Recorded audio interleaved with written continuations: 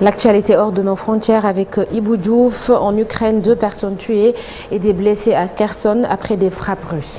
Exactement, Sokhna Nata, 2 personnes mortes donc à Kherson après des bombardements sur cette grande ville du sud de l'Ukraine, libérée au mois de novembre dernier par l'armée ukrainienne, et 7 autres blessés à Kiev qui vivent après des chutes de débris. Cette attaque intervient donc quelques heures après que Moscou a assuré avoir abattu 22 drones ukrainiens en Crimée annexe au-dessus de la mer Noire, ainsi que dans la région de Belgorod et à Ortel.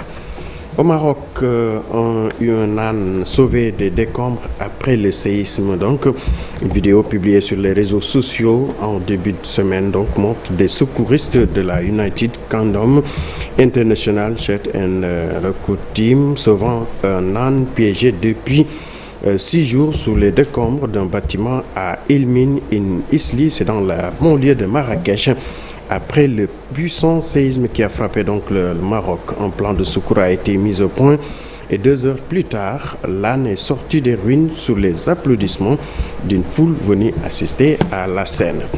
Au Rwanda, le président Paul Kagame officialise sa candidature pour un 4e mandat. Il a accordé donc un long entretien au magazine Jeune Afrique où il annonce qu'il briguera bien un nouveau mandat à la tête du Rwanda lors de l'élection présidentielle de l'année prochaine. Le président Kagame lance également un avertissement menaçant à l'opposant Paul Rusesabagina, exilé aux États-Unis depuis sa grâce en mars dernier.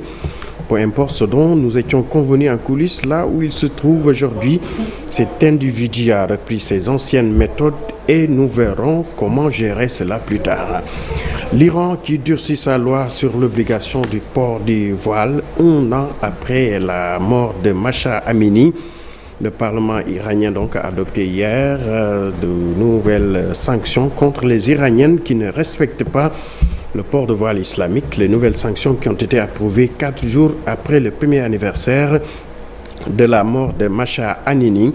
Cette loi prévoit également des amendes contre ceux qui font la promotion de la nudité, la moquerie du hijab ou s'en prennent à ceux qui essaient de faire respecter le voile. Et pour terminer, en Ukraine, 32 pays plaident en faveur du pays devant la Cour pénale internationale de justice. L'enjeu des audiences qui sont ouvertes depuis lundi consiste donc pour les juges à confirmer la non-compétence de la Cour pour statuer sur la fin du conflit en Ukraine. Hier 32 pays ont plaidé à leur tour, demandant d'une même voix à la Cour internationale de confirmer cette compétence. Au total, 33 pays soutiennent ce pays dirigé par Volodymyr Zelensky, mais les États-Unis n'ont pas été autorisés à plaider à ce stade de l'affaire. Merci beaucoup Ibou Diouf. À tout à l'heure pour la version Wolof de l'actualité internationale. Pourquoi le Sénégalais exprime désormais sa colère par le feu?